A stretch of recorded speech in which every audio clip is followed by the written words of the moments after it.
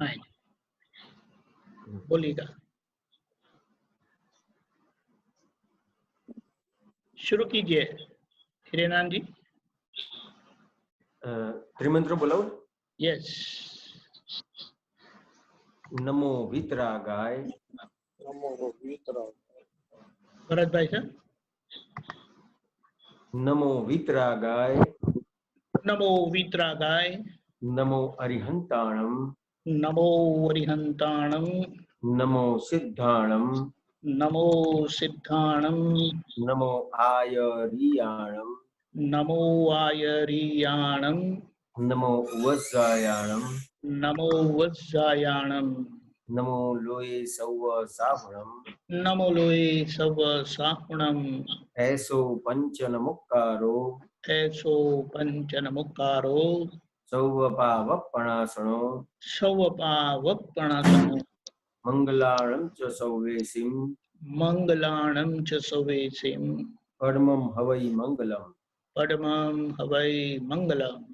ओम नमो भगवते वासुदेवाय। ओम नमो भगवते वासुदेवाय। ओम नमः शिवाय। ओम नमः शिवाय। जय सच्चिदानंद। जय सच्चिदानंद। जय जय श्री सच्चिदानंद। सिमंदर स्वामी प्रभु। हे श्री सिमंदर स्वामी प्रभु।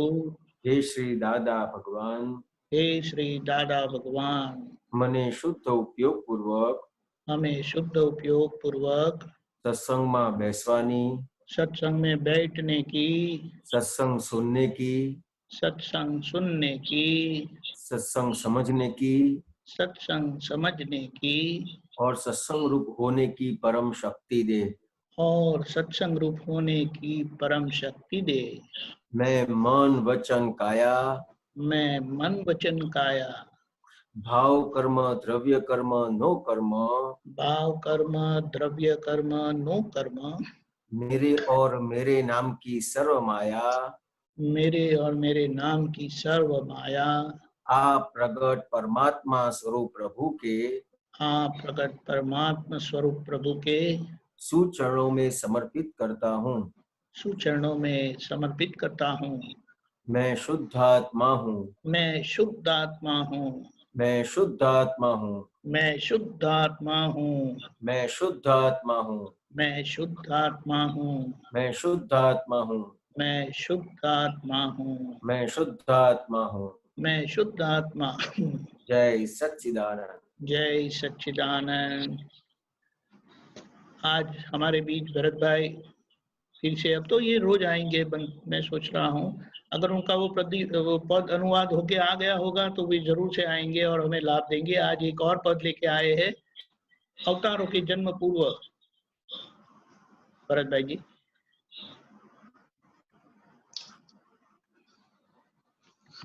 जय सच्चिदानंद। ओके, आइयो या आया। ओके। जय सच्चिदानंद। जय सच्चिदानंद। आप ही रिपीट करिएगा। हाँ हाँ, रिपीट आप करेंगे ना, आप ही करना।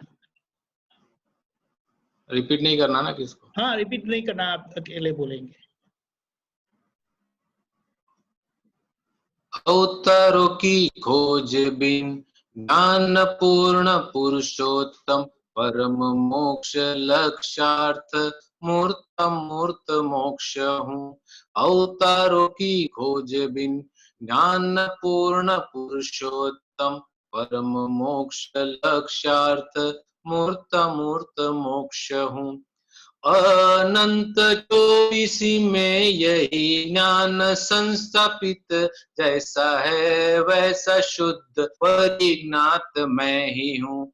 एक शब्द भी न छेदे कोई भावी तीर्थंकर, वितराग ब्रह्माक्षर ज्ञानार्क मैं ही हूँ।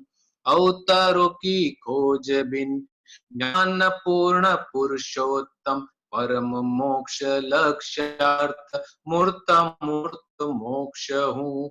ज्ञान दर्शन से आता परिणाम चारित्र, भावना का शिल्पकार अमूर्त शिल्पी हूँ।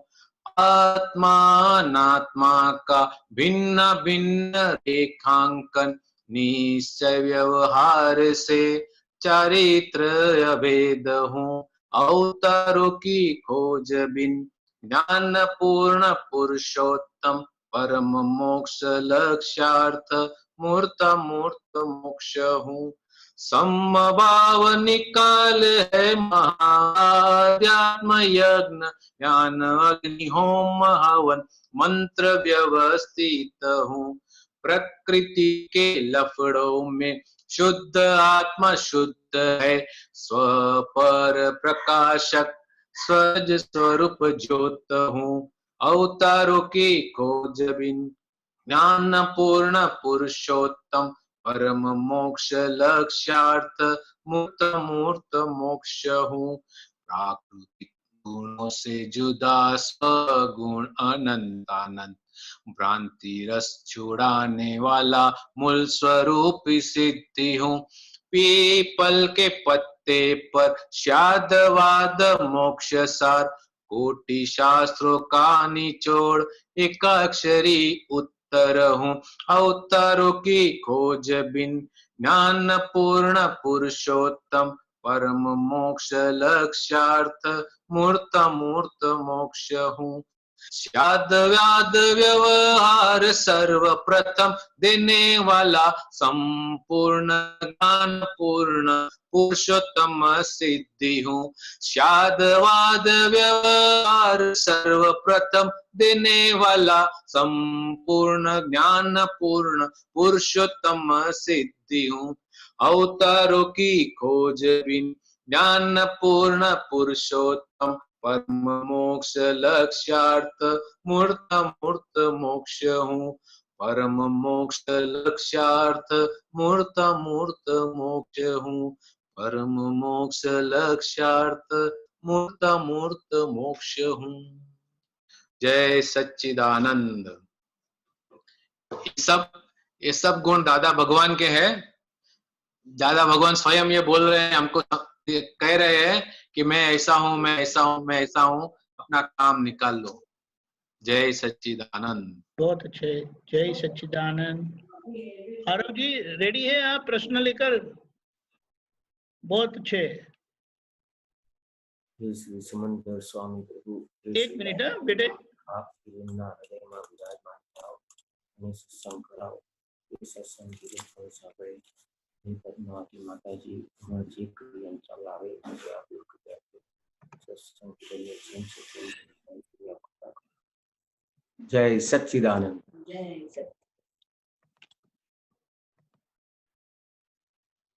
बोलिए आरव जी, एक मिनट आपको अनम्यूट करना पड़ेगा। रबर लगाओ पर। ओके बोलिए। स्वामी जी मैं मतलब कुछ भी कहता हूँ कि ये चीज सही है और कोई कहता नहीं गलत है, ये चीज सही है, तो मतलब कह देता है, फिर मानता नहीं कि मैंने जो बोला सही है, तो मेरे को फिर बहुत ज्यादा गुस्सा आता है, फिर मैं बहस करने लग जाता हूँ, लड़ाई हो जाती है। फिर मैं बाद में सोचता हूँ मुझे गुस्सा नहीं करना चाहिए था, फिर मैं भाव प्रतिक्रमण करता हूँ, पर फिर मैं जाके माफी मांग लेता हूँ कि सॉरी मैंने गुस्सा किया, फिर भी वो माफ नहीं करते। तो मैं गुस्सा कैसे नहीं करूं और मतलब कैसे माफी मांगू कि वो मेरे को माफ कर दे। वाह आरव, वाह, वेरी गुड। क्या नाम है आपका? आरव। सचिन। अच्छा ने भैया की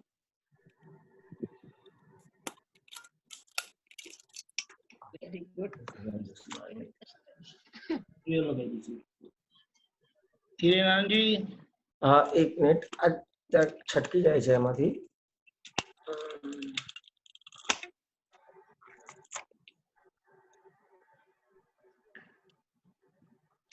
आपके दादा दादी ने आपको बहुत कुछ सिखा दिया है। एक काम कर, इस पाछड़ पकड़ जाके। हाँ वो उनका क्लास कब लेते हो आप? क्या नाम है आपका? आरव सूर्या भिलवाड़ा। आरव, आरव ये आप जो आपके दोस्त के साथ जो आपका व्यवहार बनता है ना जी, तो सबसे पहले क्या होता है कि आप आपका आपकी बात रखोगे, बराबर, वो अपनी बात रखता है, लेकिन आपकी बात सही है कि उसकी बात सही होगी? वो मतलब कभी मेरी होती कभी इसकी होती।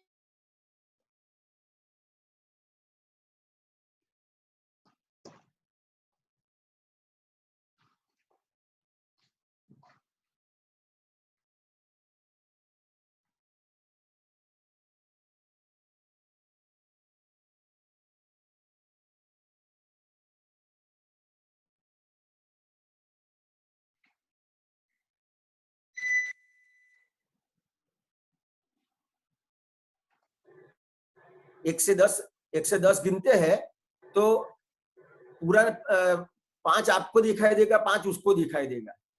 जी समझ में आया? तो उसको जो दिखाई देता है वो आपको नहीं दिखाई देता है, और आपको दिखाई देता है वो उसको नहीं दिखाई देता है। जी कोई नहीं हुआ। अच्छा, और अब सही गलत समझने का है तो किस तरह से समझना पड़ेगा? उसका सही है वो आपको स्वीकार होता है? कभी होता है, कभी मतलब लगता है कि नहीं मेरे को मेरा ही सही है। तो जो आपको स्वीकार नहीं होता है लेकिन उसको स्वीकार करना है, तो आपको किस तरह से देखना पड़ेगा? तो कि उसके नजरिए से देखना पड़ेगा। जी समझ में आया? जैसे आप खड़े हो और आपको सामने का दिखाई देता है, पीछे का नहीं दिखाई देता है, जी तो उस तरह से उसको भी आपके पीछे है वो दिखाई देता है, उसके पीछे वो क्या है वो नहीं दिखाई देता है। जी समझ में आया? तो उसमें कोई सही गलत नहीं है। तो करना क्या है, तो कि अपना जो नजरिया है वो उसके नजर से अपने को देखना पड़ेगा, वो कौन से हिसाब से कह रहा है। समझ में आया? अपने को क्या लगता है, उसको क्या लगेगा, आप उसकी बात नहीं मानोगे तो उसको क्या लगेगा कि आरव तो पागल है, समझता नहीं है। समझ में आया? आपको क्या लगेगा कि वो पागल है, समझता नहीं है।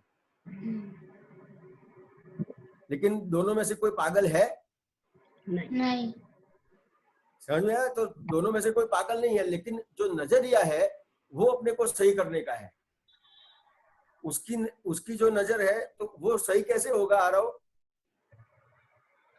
हम उसको हमारे नजरिए से देखना, हमको उसके नजरिए से देखना। वो कैसे देखोगे? वो किस हिसाब से कह रहे हैं कि उसकी बात सही है, तो उसको पूछना पड़ेगा कि आप जो बात कह रहे हो वो किस हिसाब से कह रहे हो। पूछना पड़ेगा कि नहीं पूछना पड़ेगा? पूछना पड़ेगा। तो वो आपको जो हिसाब से बात कर रहा है वो आपको समझाएगा कि नहीं समझाएगा? समझाएगा। समझाएगा। तो वो समझाएगा तो आपकी समझ में आ जाएगा ना, फिर कोई दिक्कत रहेगी नहीं। और आपकी जो बात है वो आप उसको भी समझा पाओगे ना। जी अगर आप उसका नहीं सुनोगे तो वो आपका सुनेगा? नहीं। तो सबसे पहले क्या करना पड़ेगा? दोनों को सुनना पड़ेगा। पहले वो किस उसको हिसाब सुनना। से अपने को सब सही करने का है, अपने को समझ है, तो क्या करने का है कि सबसे पहले उसको सुनने का है। जी समझ में आया? अगर आप उसको सुनोगे तो वो अपने आप आपको भी सुनेगा, और शायद आपको नहीं भी सुनता है, आपको शायद नहीं भी सुने तो भी आप कोई दिक्कत नहीं है। अपने को उसका नजरिया पता चल गया है ना, तो अपने को अब आगे किस तरह से व्यवहार करना है वो पता चलेगा कि नहीं पता चलेगा? पता चल जाएगा। पता चल जाएगा। फिर उसके साथ कोई क्लेश होगा? नहीं। झगड़ा होगा? नहीं। तो क्लेश नहीं होगा, झगड़ा नहीं होगा। क्यों? कि आपका जो विजन है वो पूरा विजन हो गया आपका। आपके पास आपका विजन तो है ही, लेकिन उसका विजन जो नहीं था आपके पास वो आपको मिल गया, तो आपका विजन पूरा हो गया, टोटल जितना आपको चाहिए उतना पूरा हो गया। और वो विजन से क्या होता है कि ज्यादा से ज्यादा अपने को जो प्रॉब्लम होता है ना वो पूरा खत्म हो जाएगा। पूरे दुनिया भर में छोटे बच्चे से लेके बड़े तक प्रॉब्लम यही रहता है सबको कि भाई मैं जो कहता हूं वो सामने वाला समझता नहीं है। आपको एक क्वेश्चन हुआ तो वो बहुत बड़ी बात है यार।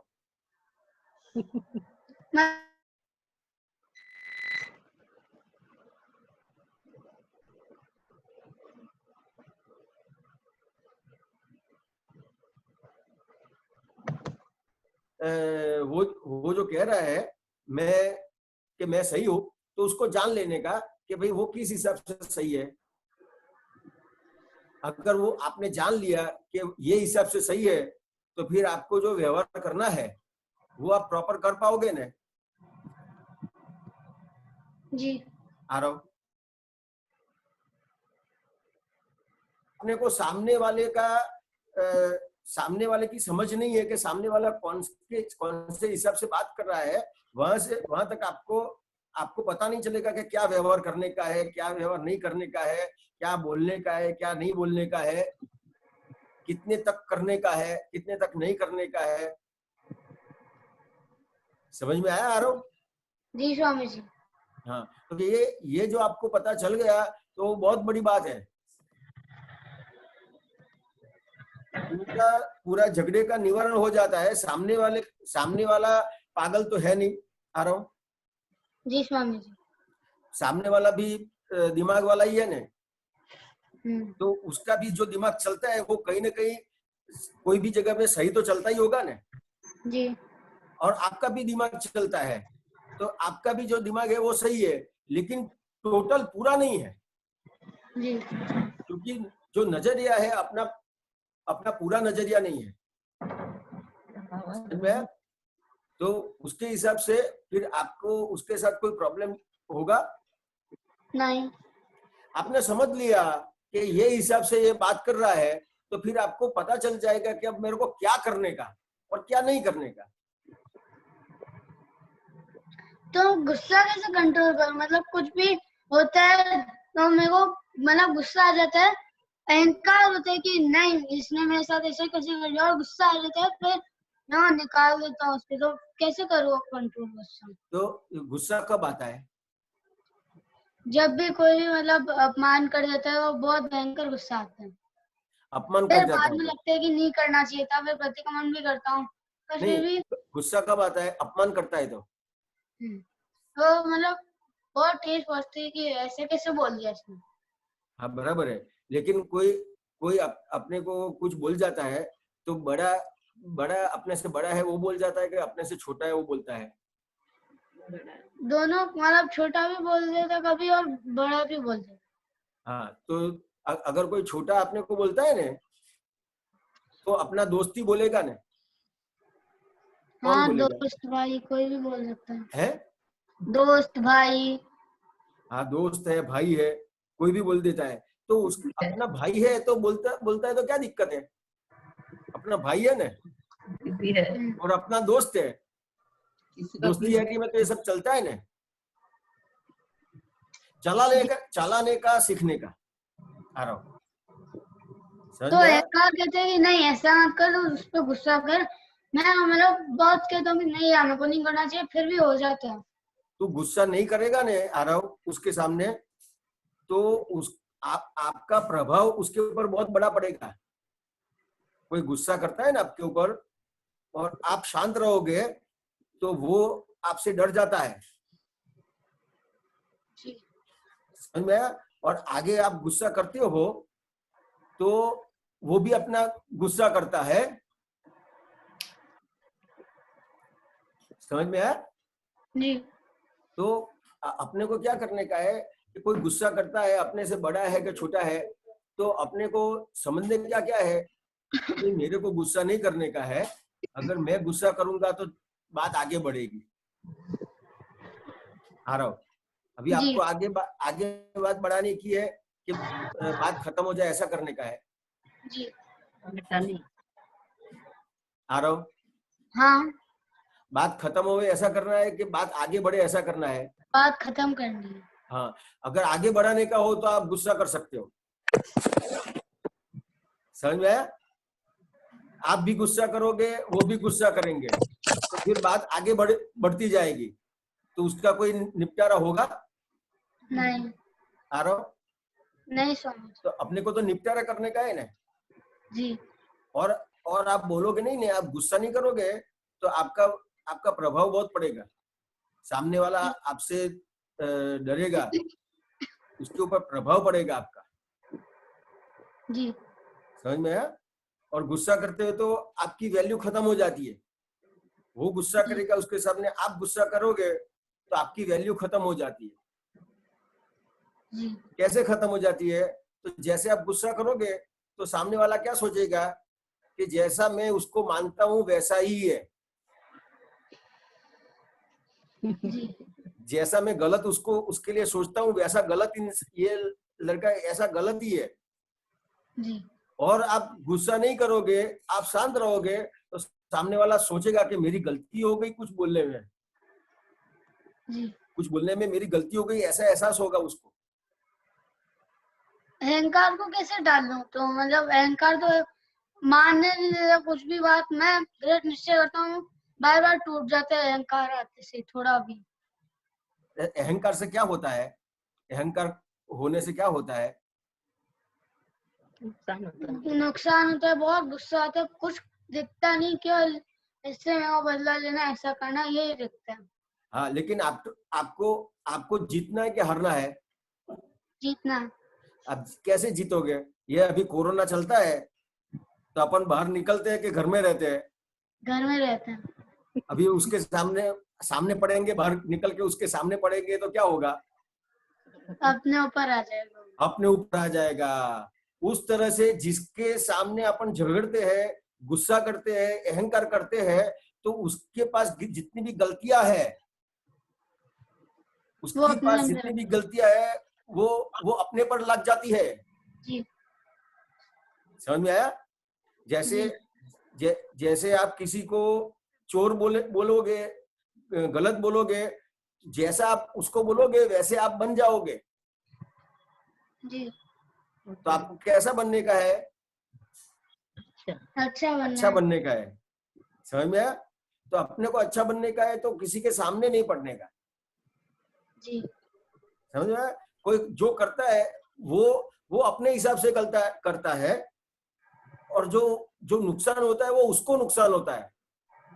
जी।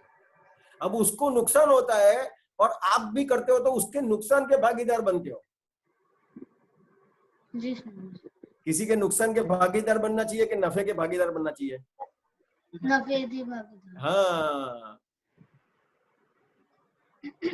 समझ में आया? जी।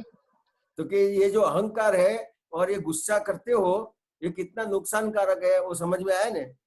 जी। उसकी जितनी भी गलतियां है ना, वो आपके अंदर आ जाएगी अपने आप। अब उसकी गलती आपको लेने का है? नहीं। जैसे कोरोना है तो कोरोना से अपन दूर रहते हैं ना, बाहर जाते हैं? नहीं जाते हैं। वैसे ही इसमें रहने का है। जी। समझ में आ गया? ये आपको बहुत नुकसान, आपको ही नुकसान करने वाला है, और उसका जो नुकसान है ना वो आपके पास आ जाएगा। और किसी की अच्छाई देखोगे कि इस तरह से अच्छा है, इस तरह से अच्छा है, इसमें अच्छे ऐसे गुण है, तो वो देखोगे तो वो चीज आपके अंदर आ जाएगी। समझ में आया आरव? जी स्वामी जी। जय सच्चिदानंद। जय सच्चिदानंद। जय सच्चिदानंद। आगे जय भागीदारी है। जय सच्चिदानंद। Aarav, thank you. बोलिए, और कौन पूछना चाहेंगे? हाँ, नीलम बहन बोलिए। हाँ, जय सच्चिदानंद स्वामी जी। जय सच्चिदानंद। अच्छा स्वामी जी, ये अपने अनजाने में कुछ भी दोष हो जाता है तो उससे जो कर्म बनते हैं तो क्या वो भी अपने पे लागू होते? आप एग्जांपल जानबूझ के नहीं किया हो, जैसे मतलब जैसे कुछ भी, कोई मच्छर है कि अपने को लग रहा है कि जीव जंत है कि ये यहाँ कोई पाँव लगा देगा, मर जाएगा, रास्ते में पड़ा है, अपन ने साइड में रखा हो उसको और फिर भी वो मर जाता है, तो उसमें अपने को दोष लगेगा? हाँ, दोष तो लगेगा ना। लेकिन सबसे पहले कैसा है कि ये जो है ये सब, तो ये सबसे पहले क्या दिखने का है कि जो अपन 5 इंद्रियों वाले हैं, जैसे मनुष्य है, बराबर। समझ में आया? तो कोई भी मनुष्य को दुख अपने से पहुंचता है, अपने से ठेस पहुंचती है, तो सबसे पहले उसको देखने का है। क्यों उसको देखने का है कि ज्यादा से ज्यादा प्रॉब्लम वहां पे है। बराबर। समझ में आया? जितनी इंद्रिया ज्यादा, जैसे मनुष्य है तो 5 इंद्रिय वाला है, समझ में आया? तो जितनी इंद्रिया ज्यादा उतना दोष ज्यादा। बराबर, कम इंद्रिय वाले का कम दोष।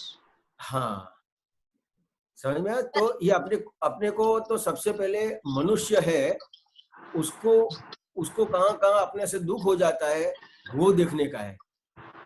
क्यों ऐसा करने का है कि आप अगर उस तरफ देखने के लिए जाओगे, जैसे कोई आपसे मच्छर मर गया, समझ में आया? कोई भी चीज गंद हो सकता है, कोई छोटी कोई भी चीज इस तरह से हुई, तो उसमें क्या होगा कि या तो आपको दुख होगा, या तो आपके साथ जो भी है, आपके हस्बैंड है, बच्चे हैं, उनको दुख होगा। क्यों? तो आप करने नहीं दोगे, आप उसको डांटोगे, आप उसको बोलोगे। समझ में आया? अपन छोटे जो हिंसा है, छोटी हिंसा है, उसका ध्यान रखते हैं, तो उसके सामने क्या होता है कि जो बड़ी हिंसा है, जो 5 इंद्रिय वाला है, मनुष्य है, उसको कहीं ना कहीं दुख हो जाता है। कैसे? नीलम, समझ में आया? कैसे स्वामी जी? तो क्या अपन क्या करेंगे, कोई भी अपन, ये जो आपने मच्छर की बात करी, कि कोई भी बात करी, आपका उसके ऊपर ध्यान है, तो आपके बच्चे के तरफ, आपके हस्बैंड के तरफ, के घर में कोई भी है, उसके तरफ कितना ध्यान रहेगा आपका? नहीं, अभी जैसे रास्ते में पड़ा है, अपने को पता है सबको ध्यान नहीं रहेगा, एकदम से कोई चल के आ जाएगा और वो मर जाएगा, तो अपन उठा के उसको साइड में रख देवे कि भाई किसी का पाँव नहीं लगे। वो बचाने की बात करी आपने। हाँ, ये बचाने की बात करी। पहले जो क्वेश्चन था आपका, वो हिंसा की बात थी, ये बचाने की बात करी। अपना आशय तो यही है कि वो बच जाए, किसी का पाँव नहीं लगे। हाँ, तो ये बच जाने की बात जो आपने करी, तो वो तो अपने को लगता है, और आप अपने से हो सकता है तो करने का। और उसके बाद भी वो अगर मर जाता उधर साइड में रखने के बाद भी, हाँ, तो कोई दिक्कत नहीं, तो अपने को दोष, वो उसका आयुष्य कर्म है। बराबर। अपने बचाने के बाद भी कोई, जैसे अपने घर में अपने को अच्छे से अच्छे लगते हैं, समझ में, उसकी अच्छी दवाई भी कराते हैं, अच्छे हॉस्पिटल में उसको दाखिल करते हैं, फिर भी आगे जाके कहीं ना कहीं प्रॉब्लम तो होता है ना। बराबर। समझ में? क्यों होता है? तो उसका आयुष्य कर्म है। बराबर। सब अपने आयुष्य कर्म लेके आए हैं। अपना तो व्यवहार क्या है कि अपनी जो फर्ज है वो अपनों ने पूरी कर दी, बात खत्म हो गई। बराबर। एक स्वामी जी एक प्रसंग पढ़ा था, वो भीष्म पितामह के बारे में, कि उनको इतनी वेदना क्यों हुई, वो इतने तीरों पे उनको क्यों सोना पड़ा। तो ऐसा ही था कि उनको पूर्व जन्म में उन्होंने कोई, जैसे रास्ते में सांप पड़ा होगा, तो सेना जा रही होगी, वो सेनापति होंगे, तो उन्होंने बोला होगा उनको साइड में रख दो, नहीं तो वो कुचल जाएगा। तो उन्होंने साइड में रखवाया होगा, और वहां पे कांटे थे, तो वो सांप कांटों में गिर गया और वहां उसके प्राण निकल गए। तो लेकिन उनका भीष्म पितामह का उस वक्त तो ये ऐसा आशा ही नहीं था कि वो मर जाए, वो तो बचाना ही चाहते थे, फिर भी उनको दोष लगा और उनको वही सब भोगना पड़ा। देखो नीलम बहन, अपने को ये आप जानने के लिए प्रयत्न करोगे तो ये शास्त्र है। अच्छा, समझ में आया? शास्त्र है, उसके दिमाग में, उनके दिमाग में क्या था क्या नहीं था वो कोई नहीं जानता है। अपने को तो अपने दिमाग में देखने का कि अपना आशय क्या है, अपना आशय सही है ने, किसी को बचाते हैं या तो नहीं बचा सकते हैं, लेकिन आपका जो आशय है वो आपको सही रखने का है। बराबर। समझ में आया? उनके विश्वामित्र के मन में क्या था वो अपन नहीं जान सकते, और वो शास्त्र भी नहीं बता सकता। मतलब उन्होंने साइड में रखवाया, इसका मतलब वो बचा नहीं चाहते। हाँ, लेकिन आप उसमें जाओगे तो ये जो आपके जो व्यवहार है वो बहुत सारे, अभी आपके पास क्वेश्चन है, आपको बहुत सारे प्रॉब्लम्स है, आपको बहुत सारा समझने का बाकी है, वो सब कुछ रह जाएगा। क्योंकि शास्त्र ऐसा है कि वो जो अपनों ने देखा नहीं है, जाना नहीं है। समझ में आया? जैसे अर्जुन था और सामने कृष्ण भगवान थे। अब अर्जुन है तो कितना कैपेबल है वो? ना, बहुत कैपेबल है। फिर भी कृष्ण भगवान उसके सामने है, इतना समझाते हैं, फिर भी वो समझ में नहीं आता है उसको। बराबर। अपने को ये जो दादा भगवान मिले तो अपने कितने क्वेश्चन बाकी होंगे, कितना समझने का बाकी होगा। बहुत कुछ सॉल्व कर दिया दादा भगवान ने सब प्रश्नों के। हाँ, प्रश्न सॉल्व कर दिए, फिर भी आप बहुत सारे जो लेके आए हैं वो बहुत सारी चीज लेके आए हैं। दादा भगवान ने जो सॉल्व किया है वो उनके अनुभव से बोला है और आपको बताया है, लेकिन आपका अनुभव भी बाकी है। बराबर। नीलम जी, जैसा दादा भगवान को अनुभव हुआ था वैसा अपने को अनुभव होने का बाकी है। बराबर। और जहां तक आपको अनुभव नहीं हुआ है वहां तक किसी की भी बात करोगे तो आप वो बात में ऐसा उलझ जाओगे कि अपनी बात साइड में रह जाएगी। बराबर। मतलब उसमें कितनी सच्चाई है हमको नहीं पता है, इसलिए बहुत नहीं जाना चाहिए। समझ में आया? बराबर। वो उसमें जाओगे तो आपका आज का जो व्यवहार है वो चूक जाओगे आप। बराबर। और उसमें कोई छेड़ा नहीं मिलेगा, इसका अंत नहीं मिलेगा आपको। उनके बारे में सोचने के बजाय अपन अपने बारे में सोचे। हाँ, जैसे दादा भगवान ने ये बताया कि शास्त्र है तो शास्त्र में धर्म है, मर्म नहीं है। मर्म ज्ञानी पुरुष के हृदय में है। बराबर। समझ में आया? तो ये जो ज्ञानी पुरुष अपने को मिल गए तो अभी अपने को अपना काम निकाल देने का है। बराबर। समझ में आया? बिल्कुल समझ।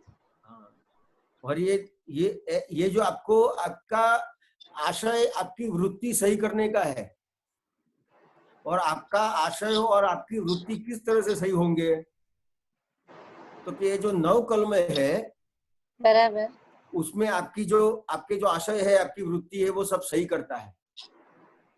बराबर। आप 9 कलम करते हो ना? हाँ जी। समझ में आया? तो ये पूरी उसमें भी कुछ करने का नहीं बताया है। बराबर। उसमें सिर्फ आपको भावना ही करने की है, भाव अपने अच्छे रखने के। सिर्फ आपकी जो भावनाएं है वो 9 कलमों में आपकी भावना सही कराते हैं। बराबर। क्या ये करने का और ये नहीं करने का बताया कुछ? नहीं, वो नहीं, बस भाव शुद्ध रखने का। बस। तो ये अपना जो मार्ग है, अपने को जो दादा भगवान ने मार्ग बताया है, वो मार्ग में सिर्फ भाव सही करने का है। क्रिया कोई बदलने की जरूरत नहीं है। आपने भाव सही किए तो क्रिया अपने आप आएगी, परिणाम अपने आप आएगा और वो आपको अनुभव होगा। बराबर। आप 100% चाह के गए होंगे कि मैं ये जगह पे जाऊंगी तो ये जगह पे प्रॉब्लम होगा, झगड़ा होगा, फिर भी आपने भाव सही किए हुए हैं, आपके भाव सही हुए हैं, तो वहां जैसे कहते हैं ना कि सुरी का घाव 100 से सरा। सुरी जो बड़ा घाव लगने वाला था उसके बदले छोटे घाव से काम खत्म हो गया। बराबर, भाव से, केवल भाव से। केवल भाव से। तो सिर्फ भाव सही करने के है, क्रिया बदलने की जरूरत नहीं है। बराबर, ठीक है स्वामी। जय सच्चिदानंद। जय सच्चिदानंद।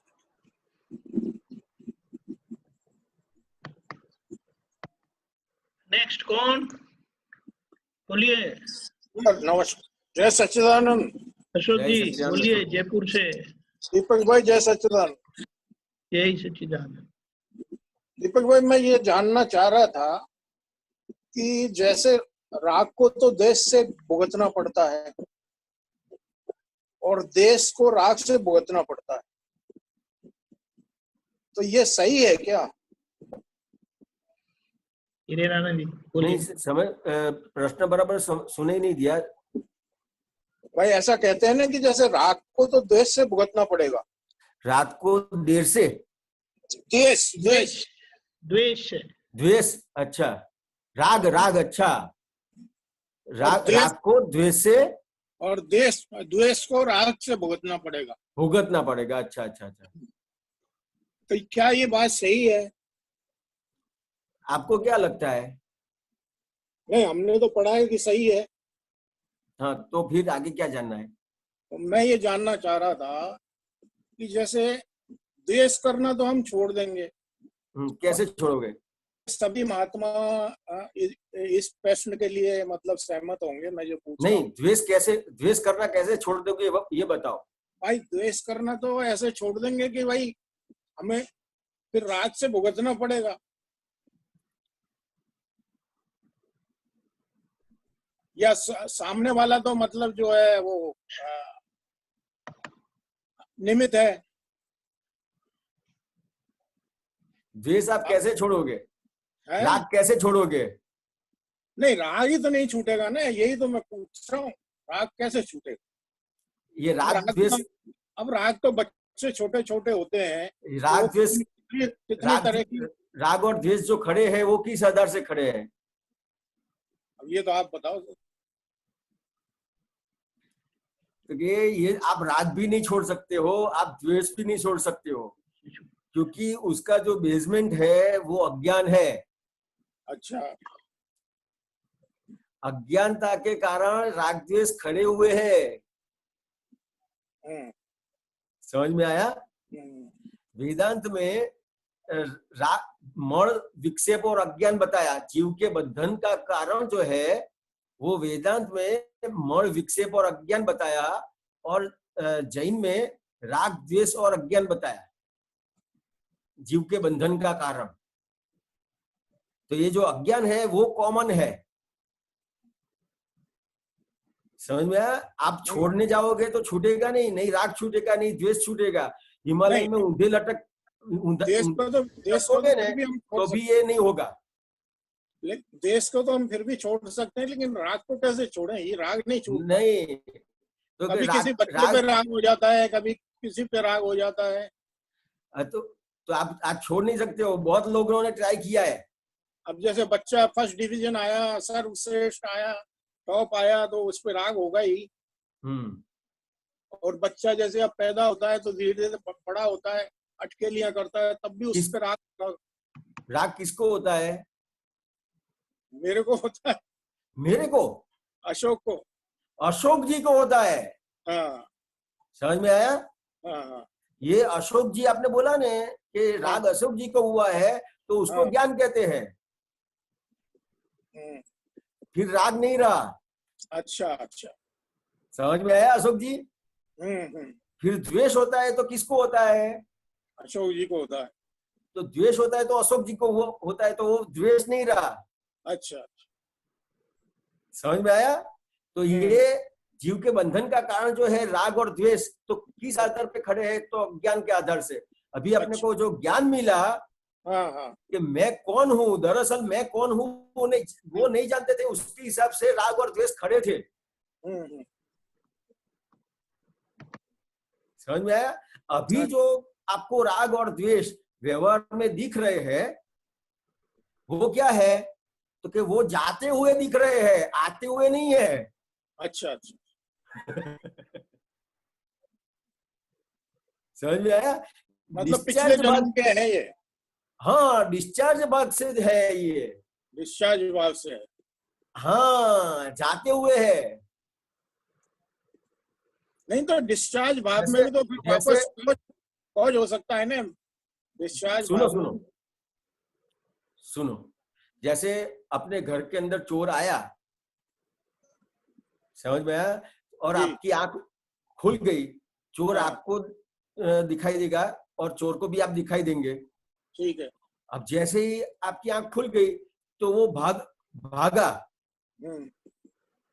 समझ में आया? वो भागा, लेकिन आपको क्या होगा तब? वो भागा है ऐसा दिखेगा कि चोर आया ऐसा लगेगा? भागा है ऐसा लगेगा? भागेगा नहीं। आपकी जैसे आंख खुलेगी तो आपको ऐसा लगेगा चोर आया चोर आया चोर आया करोगे आप। जी सर।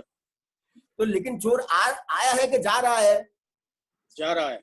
जा रहा है, और ये साइकोलॉजी इफेक्ट हो रही है अपने को। अच्छा। कि ये राग हो रहा है, द्वेष हो रहा है। जिस तरह से आपकी आंख खुल गई उस तरह से आपको ज्ञान मिला तो प्रज्ञा दृष्टि खुल गई। जी। समझ में आया?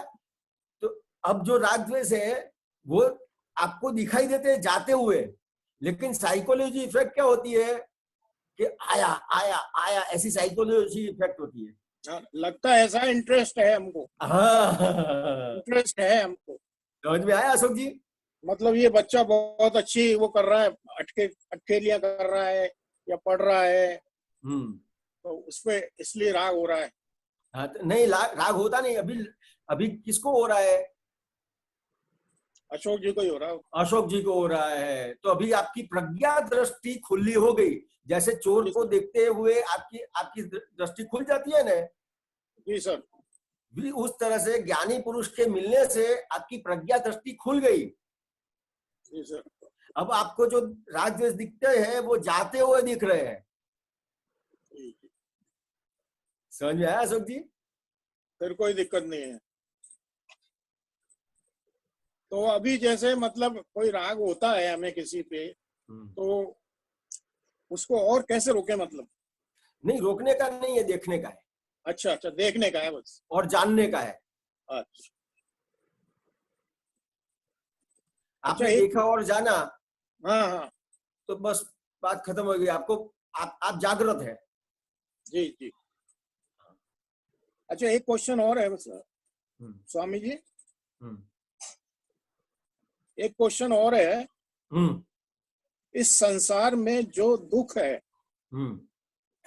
वह तो ऐसे ही समाप्त हो जाएंगे, लेकिन लोग उसे आधार देकर खड़ा रखते हैं। इसे समझाइए थोड़ा। बस ये कोरोना में क्या करते हो आप? बाहर नहीं जाते हो ने? नहीं जाते हैं। तो कोरोना को आधार नहीं दिया। अच्छा। दुख जो आपको हो रहा है वो दुख जो है उसमें क्या कहना चाहते हैं कि दुख है तो जब आपको कुछ लगा था ने, किसी ने बोल दिया, कहीं कुछ लग गया, समझ में? और मन वचन काया के भाग में जहां तक आपको दुख हो रहा है वो उस टाइम पे दुख था, समझ में है? दूसरी क्षण से, दूसरी पल से वो दुख जा रहा है, लेकिन जाते हुए दुख को अपन क्या करते हैं? पकड़ के रखते हैं। इसने मेरे को ऐसा बोला, इसने मेरे को ऐसा बोला, इसने मेरे साथ ऐसा किया, तो दुख को पकड़ के रखते हैं। जी जी जी, बिल्कुल सही है, समझ में? लेकिन बिल्कुल, ये आपने उसको पकड़ा नहीं होता तो वो जा रहा है। बिल्कुल समझ गया सर, समझ गया, बिल्कुल बिल्कुल क्लियर हो गया सब। जय सच्चिदानंद। जय सच्चिदानंद। जय सच्चिदानंद। जय सच्चिदानंद स्वामी। जय सच्चिदानंद अशोक जी। आगे अभी कौन? बोलिए प्रिया बहन, जयपुर से बोलिए। ब्रिज कुमार क्या करते हैं? सर्विस करते हैं। नहीं नहीं ऐसा नहीं, अभी क्या करते हैं? अभी तो सत्संग सुन रहे हैं मेरे पास। जयराम भाई सोच रहे हैं क्या पूछूं, पूछ ही डालो, अभी पूछ लो जयराम भाई, पूछ लीजिए।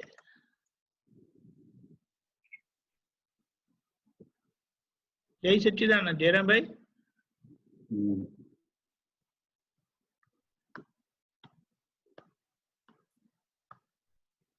बोलिए।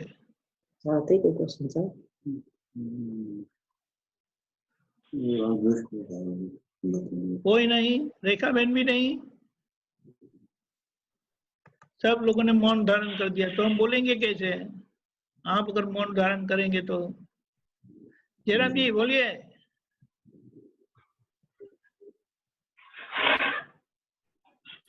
जय सच्चिदानंद साहब। जय सच्चिदानंद। जय सच्चिदानंद। आप मौन हो जाएंगे तो फिर हमारे को आपको पूछना पड़ेगा। द्वेष को फील करवा के तो प्रतिक्रमण करवा लेते हो साहब। क्या? द्वेष को फील करवा के तो प्रतिक्रमण कर लेते हैं। हाँ, प्रतिक्रमण आपने रखा है। वही अशोक जी वाली बात को ही आगे बढ़ा रहा हूँ कि राग का भी प्रतिक्रमण बता दो। नहीं समझ में नहीं आया, द्वेष को क्या बताया आपने? द्वेष हो जाता है तो बताया हुआ है, प्रतिक्रमण करके उसको निपटा लो। हाँ, वैसे राग में भी तो समझाओ, तो उसी अशोक जी वाली बात को ही आगे ये उन्होंने जितना पूछा ना उतना वो जवाब दिया, लेकिन आगे जो आप कह रहे हो राग की कहीं तो ऐसा चले भाई, कहीं तक तो वो संवाद से निपटारा हो जाता है भाई, सामने फाइल खड़ी नहीं होती है।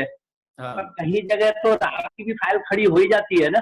हाँ, तो जयराम जी ऐसा है, ये जो राग और द्वेष है ना, वो अभी सबसे पहले तो ये समझने का है कि राग और द्वेष अभी जा रहे हैं, समझ में आया? और जितना भी आपको दिखाई देगा, अभी आप जागृत हो गए तो राग दिखाई देगा आपको, द्वेष दिखाई देगा। वो तो बिल्कुल है कि बाद भी अगर राग खड़ा है तो ये जो आपको राग होता है और द्वेष होता है, तो राग और द्वेष का तो दोनों का तो प्रतिक्रमण करने का ही है, लेकिन ये जो राग है तो राग का भी प्रतिक्रमण करने का है और द्वेष का भी प्रतिक्रमण करने का है। लेकिन ये द्वेष जब होता है ना तो अंदर चुभता है, तो आपको जब द्वेष होगा और चूमेगा तो पता चलेगा कि ये परिणाम कहाँ से आया, तो कि ये परिणाम राग में से आया। राग में से आया, पर कई राग ऐसे भी है कि सामने फाइल ही खड़ी नहीं होती, तो उसको क्या संवाद निपटारा माने? नहीं, फाइल खड़ी होती है ना, आप बताओ कौन सी फाइल खड़ी नहीं होती है? नहीं, जैसे अपन किसी पे राग है, जैसे कोई दो बेटे हैं, दो स्टाफ है, दो पड़ोसी है, किसी पे ऐसा एक पे होता है, दूसरे हो सकता है सामने वाले को फाइल खड़ी भी नहीं हो। कई जगह ऐसे होता है सामने बोलता है यार आप तो शॉप पे किसी एक को साहब, उस स्टाफ को तो आप बहुत फेवर करते हो, हमें फेवर नहीं करते, आप उसको बहुत तारीफ करते हो, आप उसको तनख्वाह ज्यादा दे दो। कहीं जगह तो ऐसा आ जाता है ना कि मतलब किसी से राग है, वो फाइल तो खड़ी हो रही है किसी के भी निमित्त। नहीं जयराम भाई, अभी इसमें समझना पड़ेगा, ये जो है ना अपने दुकान का, अपने स्टाफ का, वो ये जब सब है ना, तो उसमें अलग अलग ही होता है कि किसी के साथ जो एक आदमी के साथ जो व्यवहार होता है वो व्यवहार दूसरे आदमी के साथ नहीं होगा आपका। तो ये आपका व्यवहार है, यहाँ व्यवहार समझना पड़ेगा कि ये आदमी को समझो कि एक आदमी काम करता है, वही काम का आपको दूसरे आदमी को पैसा आप ज्यादा देते होंगे। काम नहीं ऐसे पढ़ो, कई बार घर में भी दो बच्चे हैं, एक बच्चे से ज्यादा वो होता है और वो बच्चा ही सामने बोल दे रहा है, उसको तो बहुत वो करते हो। नहीं ऐसे दो पड़ोसी, उस पड़ोसी को तो आप बहुत मानते हो, मेरी बात क्यों नहीं मानते? कई जगह है ना। हाँ कई जगह है, लेकिन उसमें समझो सामने वाला कहता है, उससे अपने को समझने की जरूरत नहीं है कि ऐसा है। अब नहीं स्वामी जी, एक चीज और मैं बताऊं। अब जैसे मेरे 3 लड़कियां हैं, अब तीनों लड़कियों के में से 2 के तो लड़कियां हैं और 1 के लड़का है। अब वो खूब मस्ती करता है, जैसे जैसे बड़ा हो रहा है बहुत अच्छा लगता है, उसको फोन से भी बात करते हैं, बहुत अच्छे अच्छे वो मतलब पोइम भी सुनाता है, पढ़ाई में भी अच्छा है, तो राग तो हो ही रहा है ना वो उसके। अब बात करता हूं मैं, इसमें कैसा है अशोक जी और जयराम जी, इसमें कैसा है कि आपका हर एक के साथ जो व्यवहार है या तो हिसाब है वो एक जैसा नहीं है। अच्छा, नहीं बिल्कुल समझ में आया? आपका हिसाब हर एक आपके घर के मेंबर है उसमें भी हर एक के साथ अलग अलग हिसाब है जी। आपको आप चाहते हो कि ये बड़े लोग लड़कों को इतना दूं तो आप चाह के भी नहीं दे पाओगे। नहीं बिल्कुल सही है। आप चाहोगे कि मैं छोटे लड़के को कम दूं तो आप चाह के भी कम नहीं दे पाओगे जी। क्यों? तो कि वो जो आया है आपके घर में तो वो लड़का बन के आया है। सही में क्या है तो कि अपनों ने जो अपना हिसाब बाकी रखा था पूर्व के भाव में और इतना बाकी रखा, जैसे मैं कोई व्यापारी से पैसा लेने का बाकी है, मैं मांगता रहूंगा, फिर वो पैसा नहीं देगा तो क्या होगा? तो वो पेंडिंग रहेगा ना, पेंडिंग रहेगा। समझ में आया? अब समझो कि लाख है, 2 लाख रुपया है, वो पेंडिंग रहेगा, लेकिन बहुत सारा पेंडिंग रखा है तो क्या होगा कि वो घर में आ जाएगा आपके बच्चा बन के। ठीक है, समझ में आया? तो बिल्कुल बिल्कुल बिल्कुल समझ में आया। ऐसा है, अपन मानते हैं मेरा बच्चा है, मेरा बच्चा है, मेरा बच्चा है, नहीं, ये लेने वाला था, उसका कितना बाकी रखा था तो वो अब घर में आ गया। बहुत फोन किए, बहुत धक्के खाए, लेकिन पैसा नहीं दिया तो अभी घर में आ गया। वाह वाह, लेने के लिए। बिल्कुल। वहां राग द्वेष का हिसाब नहीं है, वहां तो आपने जो हिसाब पेंडिंग रखा है उसके हिसाब से हो रहा है और आपको लगता है कि मैंने कम दिया, मैंने ज्यादा दिया। द्वेष में तो सामने दिखता है कि सामने एक फाइल खड़ी हुई, उसका प्रतिक्रमण करना ही है। पर राग में किस स्टेज तक है कि वो उसको संभाव से निमटारा मान ले और उसमें वही राग हुआ तो उसका प्रतिक्रमण करें। ये इस तरह से, इसके लिए मैं बता रहा हूँ क्योंकि राग में आपको इतना ध्यान नहीं रहेगा। हाँ, मैं वहां चूकना बहुत होती है, बहुत चूकना होती है वहां पे। आपको कब पता चलेगा कि जब द्वेष होगा ने, तब पता चलेगा कि आगे कुछ ऐसा किया है उसके हिसाब से अभी ये द्वेष का आया।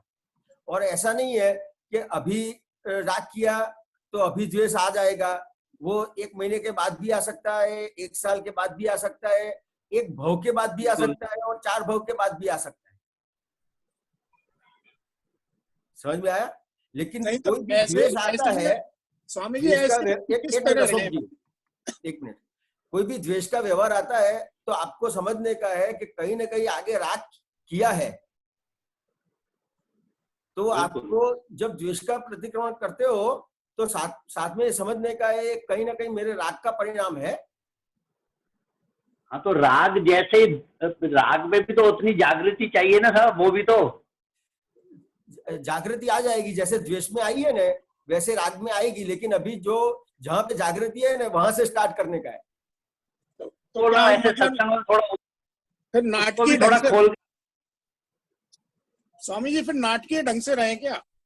नाटकीय ढंग से इस तरह से नहीं, आपको तो ज्ञान के हिसाब से रखने का है। आप जैसे ज्ञान के हिसाब से रहोगे तो नाटकीय ढंग अपने आप आ जाएगा। अच्छा अच्छा। नहीं तो नाटकीय ढंग से रहेंगे ना तो वो कहेगा नाना कुछ करते तो है नहीं। हाँ, आपको तो ज्ञान के हिसाब से 5 आज्ञा के हिसाब से रहने का है। जी जी। 5 आज्ञा के हिसाब से रहे तो नाटकीय ढंग अपने आप आ जाएगा और सामने वाले को पूरा सही दिखेगा। जी, ये एग्जैक्ट है, परफेक्ट है, उसको ऐसा लगेगा। और अगर आप नाटकीय ढंग से करने के लिए जाओगे तो पकड़ा जाओगे और उसको लगेगा ये तो नाटक करते हैं। जी जी, सही है। समझ में आया? सच्चिदानंद, जय सच्चिदानंद। महावीर सिंह,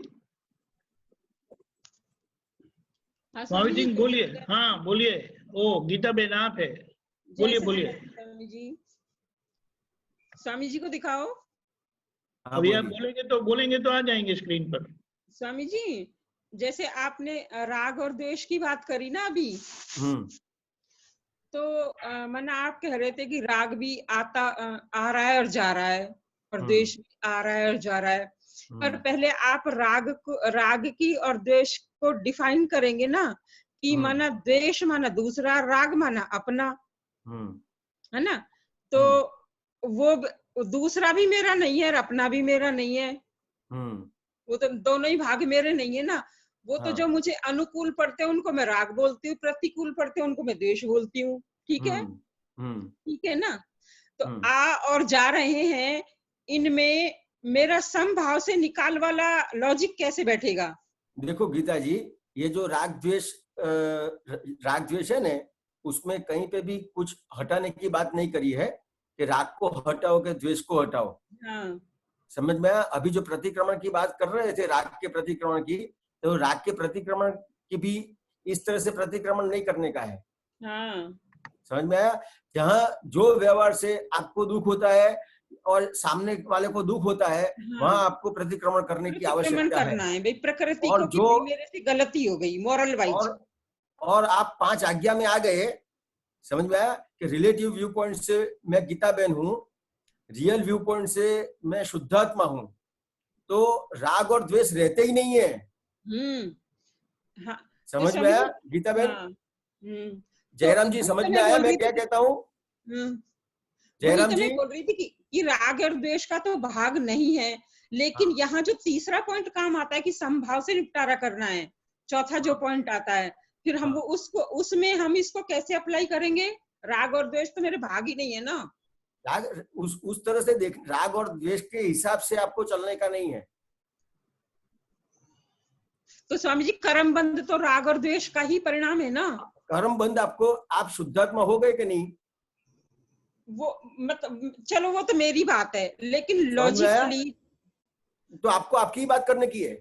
स्वामी जी वो तो आपने मुझे ये कह के बंद कर दिया कि आपको तो कर्म बंद होता ही नहीं है, पर राग और द्वेष का परिणाम ही तो कर्म बंद है ना।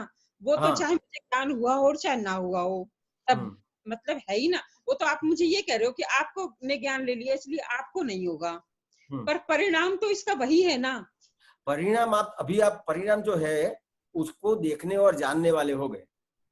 हाँ स्वामी जी ये बात है कि मैं, हाँ तो वो दोनों को ही मैं देखने और जानने वाली हो गई, बस है ना? देखने और जानने वाले हो गए। समभाव वाला लॉजिक फिर कहाँ फिट होगा इसमें, मैं ये जानना चाह रही थी। क्या लॉजिक? समभाव का जो लॉजिक है ना। संभव का लॉजिक नहीं है गीता बहन, इस तरह से मत लो, ये रिलेटिव व्यू, ये आज्ञा है। चलो तो मेरे बोलने में गलत हो गई, वो तो मैं मतलब वो समझ मेरे बोलने शब्द में गलती हो गई, चलो वो तो मैं मानती हूँ। गलती नहीं, ये लॉजिक शब्द बोल दिया। नहीं, लॉजिक नहीं है गीता बहन। ये जो 5 आज्ञा दिया हुआ है वो आपको आज्ञा के रूप से दिया है, तो ये गीता बहन को आपको सिर्फ नक्की करने का है कि हे दादा भगवान, मुझे आपकी 5 आज्ञा में रहने की परम शक्ति दे, शक्ति दे, शक्ति दे। तो 5 आज्ञा की आप शक्ति मांगोगे तो वो शक्ति अपने आप आती जाएगी। हाँ हाँ स्वामी जी वो ठीक है। हाँ। इतनी बात है, और कुछ खोजने के लिए, करने के लिए जाने की आवश्यकता नहीं है। पर स्वामी जी समझना तो पड़ेगा ना। हाँ, तो यही समझने का है कि ये मेरे को सिर्फ प्रार्थना करने की, मांगने का है, भाव करने का है। और आप जो है, आपका जो मूल स्वरूप है, वो ये जो दादा भगवान है वही आपका मूल स्वरूप है। समझ में आया? तो आप जो प्रार्थना करते हो वो उनको पहुंचता है, आपके जो मूल स्वरूप है उसको पहुंचता है। हाँ, स्वामी जी वो उसके हिसाब से आज्ञा में रहने का परिणाम अपने आप आएगा, क्योंकि आपने दादा भगवान जो आपका मूल स्वरूप है उससे प्रार्थना करी है।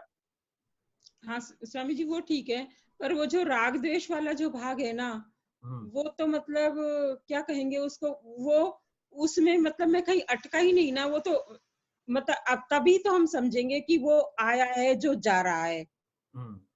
यदि मैं इस पद में बैठा हूं तो फिर वो मुझे फिर वो ना तो मेरे लिए वो राग रहा, ना मेरे लिए वो देश रहा, तो समभाव हो गया ना। वो उसी को मतलब आप उस संभव को इसमें ऐड मत करना। आप सिर्फ राग और द्वेष जो हो रहा है उसको, आप शुद्धात्मा हुए, राग और द्वेष हो ही कहाँ रहा है। सुनो मेरी बात। आप सुनते हो कि खाली बोलने का है तो बोलो खाली। सुनो, हाँ बताओ। आप पहली आज्ञा बताओ तो। क्या स्वामी जी? पहली आज्ञा क्या है? रिलेटिव व्यू पॉइंट से मैं गीता हूँ, रियल व्यू पॉइंट से मैं शुद्धात्मा हूँ। दूसरी आज्ञा रियल व्यू पॉइंट से आप कौन है? गीता। रियल व्यू पॉइंट से आप कौन है? शुद्धात्मा। शुद्धात्मा। तो शुद्धात्मा का स्वभाव क्या है? ज्ञाता दृष्टा में रहना। ज्ञाता दृष्टा में रहना। और जो राग हो रहा है या और द्वेष हो रहा है, तो उसका आप ज्ञाता दृष्टा हुए कि क्या हुए? उसके तो हाँ, तो हाँ, ज्ञाता दृष्टा हुए कि नहीं? दृष्टा तो हुए। समझ में आया? फिर तीसरी आज्ञा क्या है? संभाव से निकाल, व्यवस्थित शक्ति करता है। व्यवस्थित शक्ति करता है, वो तीसरी आज्ञा है कि नहीं? बराबर है। तो जो जगत नियंता व्यवस्थित शक्ति है, तो वो तीसरी आज्ञा व्यवस्थित शक्ति को समझने का है ना, जो हो रहा है वो। और चौथी आज्ञा है, पांचवी आज्ञा है। तो ये जो पांचों पांच आज्ञा है, उस वो पांचों पांच आज्ञा आपको नक्की करने का है दादा भगवान के पास कि मेरे को रहने का है। राग और द्वेष जो है वो जो आपको जो दिख रहे हैं, तो जहां जहां पे भी दिख रहे हैं, तो आपको उसका प्रतिक्रमण करते जाने का है बस। मैं स्वामी जी ये कह रही हूँ कि मतलब वो मुझे दिखेंगे ना तब ना तब वो मेरे होंगे। मैं ये कहना चाहती हूँ कि राग और द्वेष मेरा पार्ट ही नहीं है।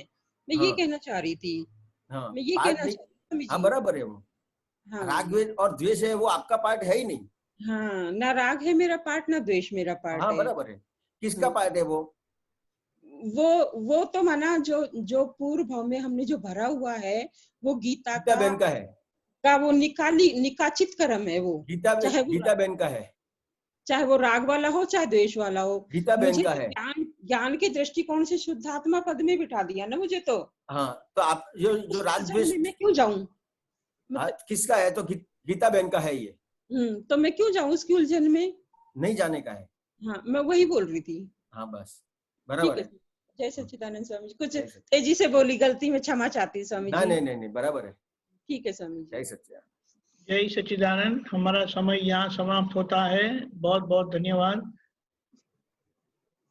अभी लॉकडाउन कुछ दिन तक चलने वाला है और हमारा सत्संग भी चलने वाला है, तो थोड़ा स्वामी जी हमेशा ही चलने वाला है, हम आपके बिना नहीं रह पाएंगे। वो तो है, लेकिन थोड़ा मंथन करके प्रश्न उठा के लेके आओ।